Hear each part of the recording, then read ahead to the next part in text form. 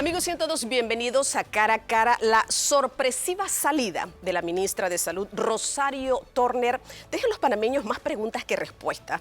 Y ahora la disolución del Comité de Asesores del MINSA contra el COVID-19 se suma a estos cambios que no sé si se hará o hará una efectividad en todo este proceso que se ha llevado para frenar el coronavirus en nuestro país. Hoy vamos a hablar sobre este y otros temas con un experto, una persona de gran trayectoria en nuestro país. Estamos hablando del investigador clínico e infectólogo, el doctor Xavier Sant Llorens, una persona que desde un principio ha sido muy directo, muy enérgico con sus planteamientos y ad honorem, junto con otros profesionales de la salud, ha dedicado mucho tiempo para combatir el COVID-19. La gran pregunta que queda en la población es: ¿los cambios en este momento, en plena crisis, son saludables? Con él vamos a hablar de este tema porque es nuestro invitado de hoy aquí en Cara a Cara. Doctor Xavier, muchísimas gracias por acompañarnos en Cara a Cara. Mire, vamos a hablar de chorrerano a chorrerana. ¿Qué le parece? Hay algo, doctor, que a usted lo caracteriza y voy a comenzar siendo muy puntual con este. El doctor Xavier Sant Llorens es un hombre que no tiene pepitas en la lengua. Voy a utilizar este argot popular de los panameños. ¿Qué quiero decir con esto, doctor? Que con esta sorpresiva salida de la ministra han quedado muchas preguntas en la población panameña. Esto fue el día miércoles, pero mire, al sol de hoy, doctor, nosotros no tenemos una versión oficial si la ministra fue destituida o la ministra renunció. Y sumado a esto, tenemos conocimiento de la disolvencia. Ya no existe el comité de asesores y usted puntualmente en algunos tweets en redes sociales decía, bueno, ahora vamos a formar parte de un eje temático, vamos a hacer otras cosas, pero la gran interrogante, doctor Xavier, es: en este momento eso era lo saludable cuando ya se estaban tomando medidas, algunas decisiones. ¿Qué piensa usted sobre esto? Y ya usted mismo lo ha planteado, también para usted fue una sorpresa la salida de la ministra Turner. Bienvenido, doctor. Bueno, muchas gracias, Dorcas, y me alegra saber que entre chorreranos estamos hablando, ¿no? Pero que desafortunadamente se nos fue otra chorrerana del barco, ¿no? Bueno, a ver, en primer lugar, yo te pudiera asegurar de que la ministra Turner en ningún momento renunció. De hecho, en 4 meses prácticamente nosotros hablábamos todos los días, y aunque había muchas presiones, aunque había mucho agotamiento, ella siempre decía que íbamos a salir adelante y que esto lo íbamos a resolver y que había que estar ahí, aunque todos estuviéramos cansados, aunque a veces teníamos sesiones turbulentas o muchas discusiones agresivas, pero que todo era para enriquecer el debate y para ver de qué manera pues, podíamos salir lo más airoso posible de esta pandemia. ¿Qué derramó el vaso, doctor, entonces? Porque si todo estaba caminando, tenía un equipo de asesores que estaban dando el 150%, por no decir el 200%, ¿qué cree usted que derramó el vaso? Bueno, eso fue mi primera interrogante apenas yo me enteré, porque fue realmente un shock, ¿no? Fue una sorpresa súbita, inesperada. Así que yo personalmente le pedí explicaciones al presidente de la República, ¿no? Y el presidente de la República muy gentilmente y de forma muy responsable me llamó y me dijo que realmente él veía a la doctora Turner agotada, que él creía que era necesario pues, hacer cambios porque ahora ya estábamos en otra fase, en una fase más de abordaje multisectorial, sobre todo a nivel comunitario, de trazabilidad, porque ahí es donde teníamos el problema actualmente. Y que él sentía que había perdido algo de liderazgo para precisamente coordinar desde el punto de vista multisectorial con otros protagonistas, sobre todo a nivel local, autoridades locales, etcétera, la marcha efectiva de esto, ¿no? Doctor, Pero que él en todo momento estaba sumamente agradecido y reconocía la inmensa labor que había hecho la doctora Turner, ¿no? Así que esa fue básicamente la explicación que me dieron y yo no tengo por qué dudar de esa explicación. claro que sí. Ahora, cuando uno habla de perder liderazgo, no sé, muchas personas hablan de este tema político, donde la doctora, como también representante del CEN del PRD, pues firma o autoriza una reunión en un restaurante que a todas luces no era lo mejor. A lo mejor en ese momento, pues, eso también, ¿usted cree que pudo haber afectado de alguna manera? Porque, doctor, aquí hay algo cierto. Cuando algo está bien, dice que no es necesario cambiarlo porque la turbulencia que puede venir después vez va a ser peor que lo que podemos estar viviendo en este momento. ¿Siente usted que esa parte política pudo haber afectado o acelerado un poco la salida de la ministra? Bueno, yo creo que yo sería irresponsable en tratar de especular si eso pudo influir, si hubo presiones políticas o económicas, etcétera, ¿no? Sería irresponsable de mi parte. El presidente en ningún momento me habló de eso, me habló de básicamente reforzar el trabajo en equipo. Entonces yo no quisiera meterme realmente en eso porque yo estoy ahí por cuestiones técnicas, meramente técnicas, así que yo preferiría hablar un poco más de la labor del grupo asesor y de qué esperamos de cara al futuro con la pandemia. Claro que sí, y lo vamos a hacer. Ahora, usted logró hablar con el presidente, qué bueno, doctor Xavier, pero también logró hablar con la ministra. Creo que pocas personas lo han hecho. Usted en algún momento decía, bueno, las declaraciones de la ministra está dolida en este momento. Es obvio, es un ser humano y cuando una noticia de esta naturaleza le toma por sorpresa, pues el ser humano reacciona de esa manera. Doctor, ¿algo más le dijo la doctora cuando usted pudo conversar con ella a lo mejor? No, ha habido poca conversación, poca información, ¿no? Porque evidentemente pues yo la noto que está dolida, más por la forma que por el fondo, porque al final ellos son políticos, ¿no? Y entonces las decisiones políticas, el presidente tiene la facultad de tomarlas. Y ellos que son de partido y de activismo político, pues lo saben muy bien, ¿no? Así que yo no creo que el fondo ella lo pueda cuestionar, porque es una cosa que incluso es esperada, ¿no? Pero sí la forma, ¿no? La forma en que súbitamente, de forma inesperada, pocos minutos antes de las declaraciones, se entera del asunto, ¿no? Entonces, yo sí creo que la forma, evidentemente, pues afectaría a todos los panameños, a todos los seres humanos. Y evidentemente, pues en medio de una pandemia con un aumento importante en el número de casos, con muchas cosas que hay que hacer, yo creo que desbancar a la líder de ese barco, a la capitana de ese barco, lógicamente pues va a retrasar un poco todo lo demás, ¿no? Ojalá que no sea así, ojalá que la reestructuración ministerial sea positiva. Yo le deseo lo mejor realmente al ministro Sucre, yo lo conozco y es amigo personal, así que yo no tengo ninguna duda en que él puede reconducir todas las actividades para bien del país. Y todos debemos apoyar desde cualquier trinchera, desde cualquier área de experticia de cada uno de nosotros. Claro que sí, doctor. Mire, vamos a la primera pausa, doctor. Una respuesta que usted sí me puede dar. En el comité de asesores, ¿usted renuncia? ¿Quién determina o toma la iniciativa de disolverlo? Y me gustaría ver también un poco, algún resumen, cómo comienza el comité de asesores y cómo termina. Usted participó en una reunión en la Presidencia de la República. ¿Qué lectura tiene? ¿Usted cree que con lo que se conversó allí y con el Comité Consultivo de Salud va a haber un acelerador para frenar este COVID-19 o será un empezar de nuevo? Todo eso, doctor, lo vamos a hablar cuando vengamos de la siguiente pausa comercial. Amigos, acompáñenos. Esto es Cara a Cara.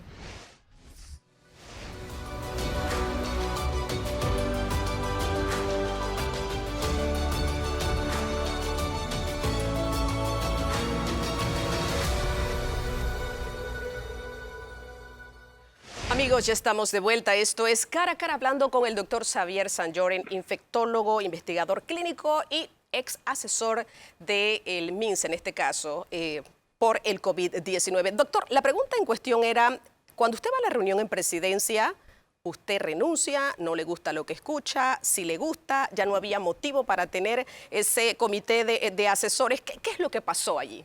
¿Qué le gustó y qué no le gustó de esa reunión? Bueno, la reunión no fue en la presidencia, la reunión fue en el Ministerio de Salud, ¿no? Con el equipo ministerial, el doctor Sucre, la doctora Aira Ruiz y el doctor Enrique Lao, y el grupo de asesores, ¿no? A mí me gusta contar los detalles porque a veces se puede tergiversar el asunto de qué sucedió, ¿no? Y por morbo o de forma involuntaria, ¿no? Entonces yo creo que es importante aclarar esos detalles. En primer lugar, lo que te puedo decir es que 5 de nosotros llevábamos una carta firmada en que nosotros nos apartábamos del comité asesor. Pero queríamos primero escuchar algunas explicaciones del doctor Sucre, ¿no? Por ejemplo, varios de nosotros empezamos a preguntar a qué se debía realmente la salida intempestiva de la doctora Turner, ¿no? a qué ha obedecido esa decisión. Y también, como nosotros también tuvimos un segundo choque en menos de 24 horas de que se conformaba un consejo consultivo, nosotros realmente queríamos saber cuáles eran las funciones de este consejo consultivo, porque de qué servía que nosotros pudiéramos hacer alguna recomendación técnica y un consejo consultivo supraministerial decidiera no estar de acuerdo o cambiarlo o modificarlo. Para nosotros no tenía mucho sentido tener dos comisiones. Era un desgaste al final. Claro, digo, aunque quizás la comisión, el consejo consultivo era más político que técnico, aunque hay varios técnicos ahí, realmente no sabíamos las funciones, ¿no? Entonces, para nosotros era lo más lógico era distanciarnos del comité asesor, disolver el comité asesor. Y eso fue la propuesta que hicimos. Pero que en ningún momento nosotros renunciábamos a colaborar con el país, porque aunque la doctora Turner fue la que nos invitó a formar parte de este consejo asesor, realmente el compromiso de nosotros no era ni con la institución ni con el gobierno, era realmente con el país, porque somos médicos, cada uno tiene su área de experticia y pudiéramos realmente ayudar al bienestar de los ciudadanos del país, ¿no? Ahora, doctor, ¿ustedes fueron invitados a participar del comité consultivo o no? Esa no fue en ningún momento la propuesta, en este caso liderado por el ministro Sucre. No, del comité consultivo no. Nosotros estábamos en otro comité, ¿no? Entonces, a raíz de eso decidimos que queríamos colaborar, pero ya cada uno desde su área de experticia, ¿no? Por ejemplo, en el caso mío, yo tengo 25 o 30 años de hacer investigación clínica, sobre todo en vacunas. Y ahí puedo aportar muchísimo junto con otros, ¿no? Entonces también incluso dijimos que nosotros pudiéramos aportar cada uno desde esas áreas de fortaleza y agregando incluso a otras personas que pudieran ser valiosas, ¿no? Salomónicamente, el doctor Gerardo Alfaro, miembro de la OPS, propuso que nos dividiéramos por separado cada uno y agregando nuevos integrantes en esas precisamente en áreas programáticas de fortaleza, ¿no? Y aportáramos ideas, ¿no? Ya no cada día, ya no en discusiones constantes, sino a lo mejor una vez cada 2 semanas, cada 2 semanas, etcétera, dependiendo de los avances en cada una de las áreas en que él mencionaba que debiéramos trabajar. Doctor, pero ¿qué impacto va a tener esto? No es lo mismo el comité de asesores que estaban ahí de frente con la ministra a tener una participación tal vez cada 2 semanas, un poco esporádico. O sea, ¿la eficacia, la eficiencia será la misma que tenían ustedes en este momento? Bueno, no sé porque hay un consejo consultivo ahora, entonces no sabemos exactamente el rol de ese consejo consultivo. Así que cada uno de nosotros aporta insumos, aporta ideas, si son consideradas o no, si son tomadas en cuenta o no, si el consejo consultivo va a tener una labor un poco más decisoria, porque en ningún momento nosotros tomábamos decisiones, nosotros aportábamos ideas. Y el equipo ministerial y el gabinete, al fin de cuentas, era el que tomaba las decisiones finales. Ahora, he escuchado mucho esto, el tema del cuestionamiento. Un comité consultivo que no tiene infectólogos, virólogos, epidemiólogos, tendrá el mismo resultado. Y quiero entrar también, doctor, en este bloque, en el tema de qué hizo el comité de asesores del MINSA. ¿Por qué se lo pregunto? Porque cuando nosotros vamos a los resultados, que tengo que ser clara, ustedes no tienen culpa en eso, obviamente, es un tema multisectorial, muchísimos factores también influyen en esto. Nosotros vemos que estamos arriba de 560 muertos, fallecidos, arriba de 29.000 casos positivos, hemos tenido un récord esta semana de 1.007 nuevos casos en un solo día. Entonces, ahí muchas veces viene la pregunta también, ¿las estrategias que se han estado utilizando han sido lo suficientemente eficaz para poder combatir, para poder controlar? Yo le escuchaba a usted hace unas semanas diciendo, a finales de junio podemos tener 50.000 casos. Bueno, vamos por 30.000, 20.000 menos. Ya eso es un algo de lo que pudiera pasar. Pero doctor, específicamente, ¿un comité consultivo sin los expertos puede tener realmente una eficacia? Hablando científicamente, que es lo suyo, hablando como investigador clínico, ¿puede haber realmente esa efectividad que es lo que se requiere? Bueno, yo lo que te diría es que hay un trabajo hecho por 4 meses y en ese tiempo hemos aprendido muchas cosas y se han fortalecido muchas cosas. Entonces ya se sabe realmente qué hay que hacer. ¿Qué hay No que es como hacer, el, doctor? ¿Qué hay que no, hacer? no- Deme tres no es cosas como, puntuales. claro, no es como al principio que realmente estábamos todos en ensayo de error. Yo creo que hemos aprendido bastante y ahora ya se sabe qué hay que hacer. Básicamente el insumo que nosotros elaboramos fue los índices epidemiológicos, ¿no? Y, y con esos índices, el Consejo Consultivo, la Presidencia, el ministro deben tomar directrices de cómo abrir la economía, ayudar al aspecto social, etcétera, ¿no? Pero basado en índices epidemiológicos que ya han sido elaborados y que se elaboran constantemente y se seguirán elaborando, ¿no? Entonces, el grupo asesor yo creo que participó en 12 importantes áreas que estuvimos desde un principio, desde marzo, tratando de que se implementaran, que se reforzaran y que se trabajara ahí, ¿no? Sabiendo que al principio no iba a ser fácil reforzar todas esas áreas porque nadie está preparado, ningún país estaba preparado por una pandemia. De hecho, hay una publicación reciente del Lancet Infectious Disease que dice que menos del 5% de las naciones han podido contener la propagación razonablemente, porque realmente nadie estaba preparado para la pandemia. Entonces, había 12 áreas en que nosotros habíamos manifestado el interés de que se reforzara. La primera era que todo tenía que estar basado en índices epidemiológicos, tanto la cuarentena, la mitigación, como después la apertura, ¿no? O sea, que un enfoque gradual de nueva normalidad, focalizado en las áreas en que había más casos o menos casos, etcétera, ¿no? Que tenía que ser una cosa bien gradual y escalonada. Lo otro era priorizar a personas de riesgo, que son los de más vulnerabilidad a severidad y a muerte, apoyar al personal médico, darle mucho apoyo al personal médico y de salud en general, que el gobierno tenía que construir y mantener la confianza y la credibilidad, porque eso, si no hay credibilidad, no hay transparencia, eso mina la adherencia de las personas a las recomendaciones, que había que mandar un mensaje bien contundente a los jóvenes para que participaran y que sean solidarios con los mayores, que había que tener una comunicación clara, positiva, que había que gestionar y combatir la información errónea, ¿no? Que la pandemia no se convirtiera en una especie de infodemia, que había que reforzar toda la epidemiología local de forma multisectorial precisamente para trabajar en lo que es el talón de Aquiles del país, que es la trazabilidad de contactos, el rastreo, etcétera.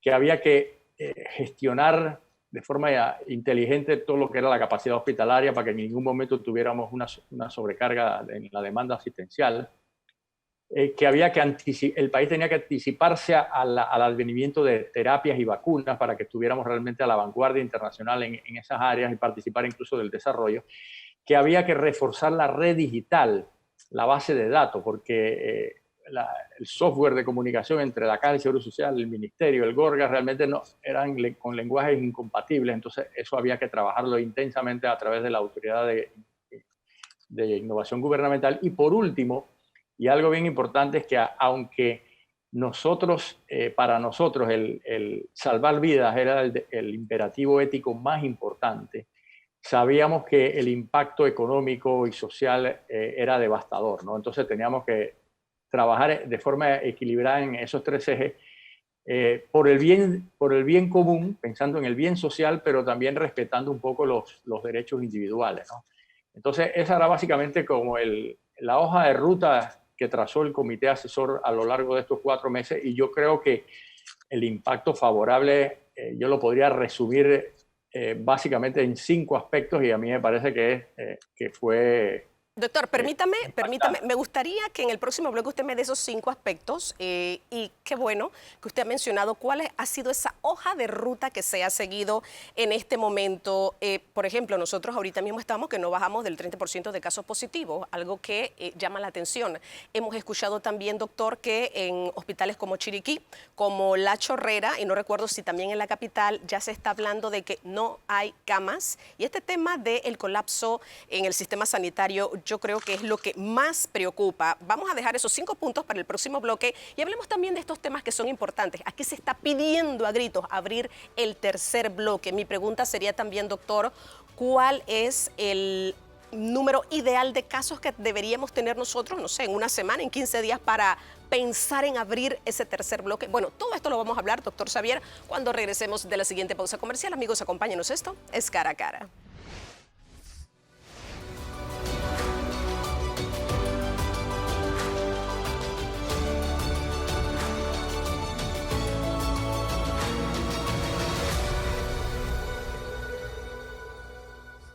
Amigos, ya estamos de vuelta. Esto es Cara a Cara. Doctor, quedamos en 5 puntos específicos que usted iba a mencionar para este bloque. Adelante. Bueno, mira, en primer lugar, ¿para qué sirvieron estos 4 meses y la cuarentena rigurosa que sometimos a todo el país? A través de los índices sanitarios, los índices epidemiológicos que se elaboraron basados en 3 modelos internacionales de prestigio, que era un modelo optimista, uno pesimista y uno intermedio. Realmente lo que se demostró que para finales de abril se pudo reducir en 90-95% la cantidad de casos, la cantidad de hospitalizaciones, la cantidad de pacientes en unidades de terapia intensiva, y se estima que por lo menos entre 500 y 3.000 muertes fueron evitadas en todo ese mes de marzo y mes de abril. Entonces yo creo que eso, en primer lugar, a mí me parece que tiene un impacto, pero espectacular, ¿no? Porque algo se logró, ¿no? A pesar de todas las deficiencias con que empezaba el sistema de salud, ¿no? Pública del país, que todos lo sabemos, que es un sistema bicéfalo, duplicado, con poca atención primaria, con muchas deficiencias en muchos otros aspectos, ¿no? Pero a pesar de eso, se logró este hito en términos de cifras, ¿no? que yo creo que es el impacto más favorable. Pero también se ha avanzado muchísimo en varias otras cosas. No es lo mismo, por ejemplo, tratar a un paciente en marzo que tratar a un paciente en junio con COVID.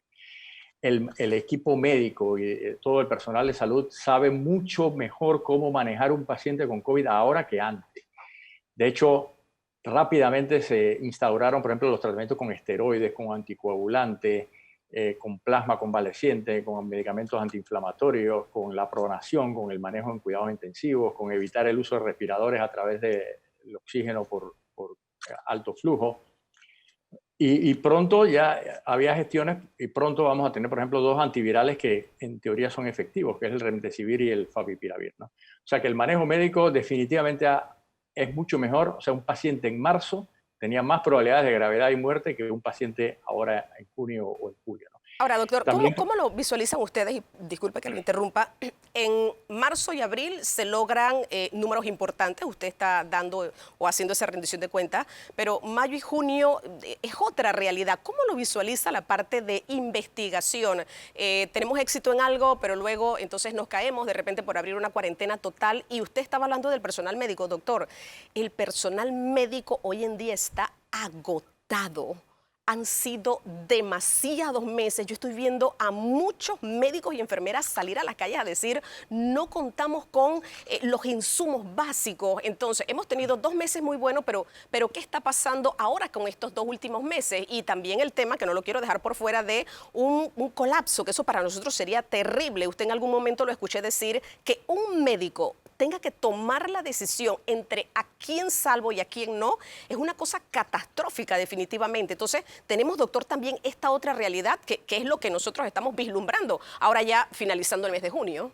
no, por supuesto, pero estos 3 o 4 meses han comprado tiempo, hemos ganado tiempo para precisamente tratar de solventar algunas deficiencias. Por ejemplo, la capacidad hospitalaria ahora es mucho mejor que en marzo. Se han hecho gestiones tanto a nivel institucional como extrainstitucional para aumentar la capacidad hospitalaria.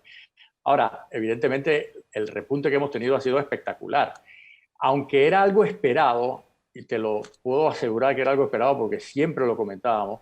¿Por qué? Porque en la medida en que se abrieran actividades comerciales, en la medida que la gente ya cansada de tantos meses de cuarentena empezara a violar un poco la adherencia a las recomendaciones sanitarias, y en la medida que el virus se metiera en las áreas pobres, hacinadas del país, como ha ocurrido, lógicamente íbamos a tener un aumento importantísimo de casos, sabiendo que el talón de Aquiles nuestro ha sido siempre la trazabilidad, ¿no? Pero Se ha ido mejorando, exacto, el se ha tema de ido la mejorando, trazabilidad. pero ahí está la deficiencia, ¿no? Pero es que eso lo hemos vivido en otros países, o sea, lo hemos vivido en Chile, en Perú, en Ecuador, en Colombia, en México, en Dominicana, en Brasil.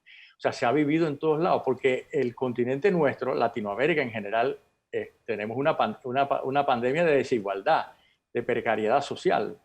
A nadie escapa que Panamá realmente es un país extremadamente desigual, con mucha gente pobre en precariedad social y que necesita muchísima ayuda. E insumos de protección, por supuesto, ¿no? Entonces Doctor, todos sabíamos que eso iba a ocurrir. tercer Lo que hay que bloque. lo que hay que tratar es lidiar con eso, manejarlo y siendo muy cautelosos con la apertura de los próximos bloques comerciales, porque la situación para finales de este mes puede ser realmente alarmante en tema de capacidad hospitalaria y en tema de cansancio del personal de salud, y que un personal de salud tenga que decidir quién vive y quién muere. Eso realmente sería catastrófico. Tercer bloque, doctor. ¿Cuál sería la cifra ideal para decir, hombre, pues estamos aquí ya listos para abrir un tercer bloque? Bueno, es que a mi juicio, y eso es una opinión muy personal, yo no abriría el tercer bloque. Quizás lo pudiera abrir algunos sectores del tercer bloque, pero en provincias que no tienen mucho problema, por ejemplo, Azuero, por ejemplo, quizás Coclé. Pero hay que ser muy cautelosos en tratar de abrir el tercer bloque en todo el país. Incluso yo creo que hay actividades del segundo bloque, sobre todo en las provincias de Panamá y Panamá Oeste, que pudieran incluso reforzarse, apretarse. Esas son medidas que han sido internacionales, que todos sabíamos que iba a ocurrir. Había dos conceptos. El concepto que en Latinoamérica llamamos el concepto del acordeón, que era apretar, aflojar, apretar, aflojar, apretar, aflojar.